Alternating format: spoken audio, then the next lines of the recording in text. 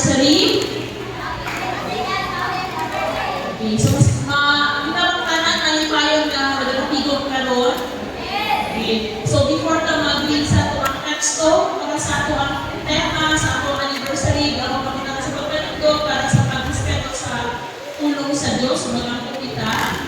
Balaan na Diyos kami nag-invoke sa yung Holy Spirit to be upon us, Lord, to that we are gathered here to celebrate your greatness, sa iyong kaayos sa mga kinabuhi, Lord, labaw sa tanan sa iyong mga maguban ka na ng sunod sa usap tuig, Lord, sa mga binagian, ikaw, kanunay na anak ka ng kailangan ng ikaw. Sa katan, ng si Kristo ng Lord. Amen. So, hindi ko ng tanan, o dahil natin pagasugan ang ato ang mensahe ng sa video. Nasahin kita na ang ato ang kinabuhi, di ba katao kita aron sa iskapurpos, ini mao ang pagdayeg pag-alagad sa Dios. Nagato pa kamo niini mga kaigsunan. Amen, no? So kinakaroon ani ang kita tungod kay na mahalad ko nga butang nga ato giselebrar karon ini ang ato ang founding anniversary. The theme, grow, gather, and go. Una, mag-focus kita sa grow. Ang atong testo na gayon dira sa Hebrew 10:23, padayon kita sa pagbaton og ligon na paglaom. Kay pinagano ng Dios sa iyang asaan. Isa pa sa mga dili mahilig manano, mga igsoon. Na ba? Hilig manano. So ato ang pag-grow sa kanon, no? Magtisog ka og liso, ato na siya amumahon, ato tama ba? Kung dili na ito mabubuhan, dili na ito siya mabukang sa sunlight, kung siya yung pinahanglan, ang tanong mamatay, dili kinilutubo. Nagato baka mo kita sama sa tanong igsoon. Amen. Amen? Sama ka sa tanong pinahanglan na itong pag-amuma. Pinahanglan na itong nakita sa katapusa at pinahanglan na itong atong reaksyon sa Ginoo. Kailangan ako nga, diligan ang atong pagtuo. Diligan ko mga pag-angko. Diligan na itong piniyong mga pagtuon niya sa tulong sa Diyos. Ikaduha mao ang gather, ang grow. Ang grow, paghuman ang gather. Pagtigong mo, pagka-usa. So sa 24, nagaingon, atong tagdon o kawahon ang usang-usa sa paghigugma o pagpaningkamot sa maayong buhat. Okay? Fellowship, no? Kita ano na yung obligasyon, dili usa ka obligasyon sa kawahan, kundi espirituhan ang obligasyon na kita mag-gather, mag-fellowship.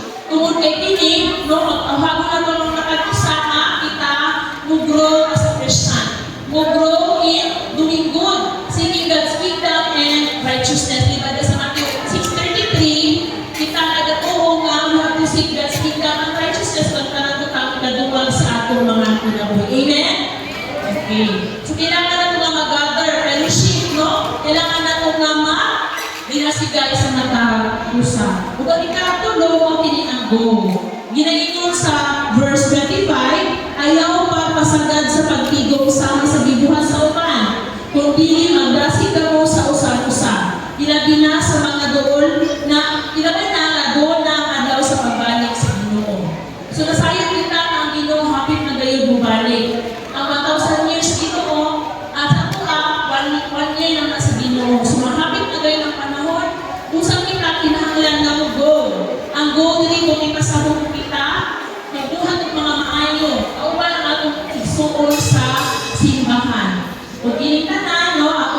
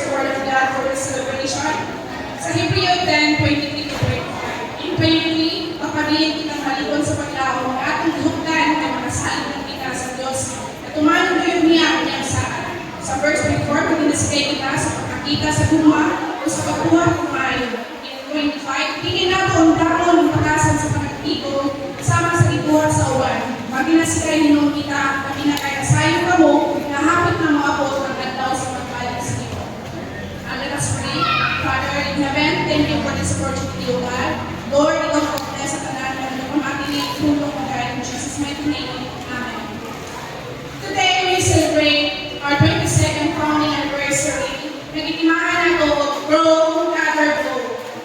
Igsoon, sa kahintang sa inyong kinabuhi karon, makaingon ba kamo nga sa inyo ng pagsulod sa kapuputon sa Dios? Alam na lang ko igsoon, ang itong Kristohanon.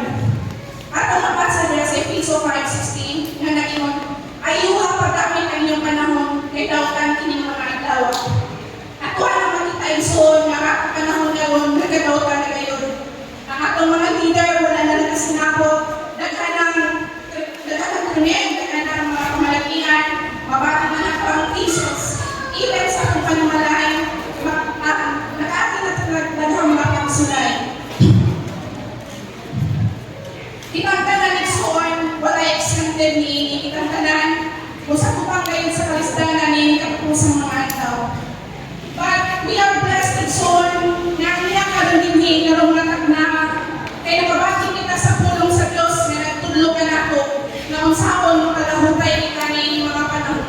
Diya sa verse 23 igsoon, akong makuto ang unang pulong sa akong tema nga grow igsoon. Tungod kay sa diya bersikulo ang pato sa Dios kinahanglan nato og maron igsoon sama sa kanom. Kinahanglan nato ini ang imanon ng bugat na mutubo nino igsoon na tikong na dili makalog sa bisan kung sa pamatulos sa bawat sa kinabuhi. Diya sa ikaduhang bersikulo igsoon sa verse 24, makuha nato ang ikaduhang word sa akong tema nga gather. Inuwanan sa dako natong pagtuo sa Ginoo, di kahit kung duman kita nga kinahanglan usab nato nga makigdait sa uwan. As the saying goes, no one is an island. Isip ko sa Kristohanon, we are not intended to live out alone. Di na ko makaya mag-usara. Kaya even kami sa alam, kakagan sa Ginoo, katambayan sa kinabuhi. So it's on everyone relies on others, and that's the reality. Diya sa 1 Thessalonians 5:11 ang mabasa, tuod ni pati na si dahil pati tinamangay ka mo sama sa inyong pinukaroon. Igsoon, nantawan ninyo kung saan nasa inyong taas, kung saan inyong panitamakan karoon igsoon. That's the proof, makailanan ka na igsoon, na ang gugma sa Diyos ka na ito, katugod tayo sa ito, bakit ang mga katawan niya na nagkakusa, ilan itang